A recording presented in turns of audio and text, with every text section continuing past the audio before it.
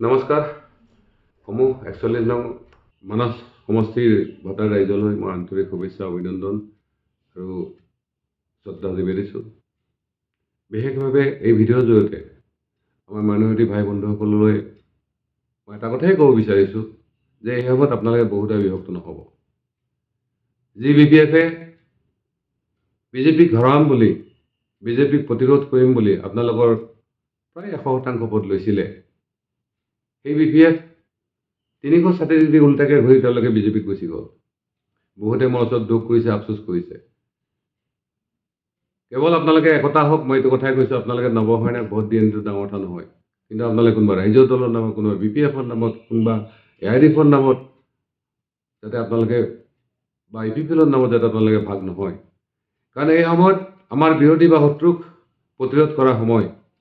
আপোনালোকৰ কাৰণে ভয়ংকৰ দিন আহি আছে। ইতিমধ্যে BTC প্ৰায় গেৰুৱাকৰণ হোৱাৰ দিশে।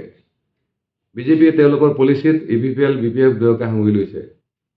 এই সময়ত একমাত্ৰ আপোনালোকে অপৰ হিচাপে সকলোৱে জাতি ধৰ্ম বৰ্ণ নিৰ্বিশেষে খাৰা হোৱাৰ সময়। আৰু নৱসেনা আপোনালোকৰ লগত আগতেও আছিল, আজিও আছে, ভৱিষ্যতেও থাকিব। গতিকে আপোনালোকে কালিৰ কথাটো ভাবক। আৰু বিশেষকৈ আমাৰ সংখ্যালঘুসকলৰ সুৰক্ষা, ভূমি বা ভেটি তেওঁলোকৰ সুৰক্ষা, লগতে বঞ্চনাৰ পৰা যাতে আমি মুক্তি পাব পাৰোঁ, উন্নয়ন যাতে পাব পাৰোঁ, তাৰ কাৰণে MP-তকৈ অধিক শক্তিশালী MLA-ত যাতে নৱসেনাই আপোনালোকে ভোট দি জয়যুক্ত কৰে, তাৰ কাৰণে মই বিনম্ৰ অনুৰোধ জনাইছোঁ।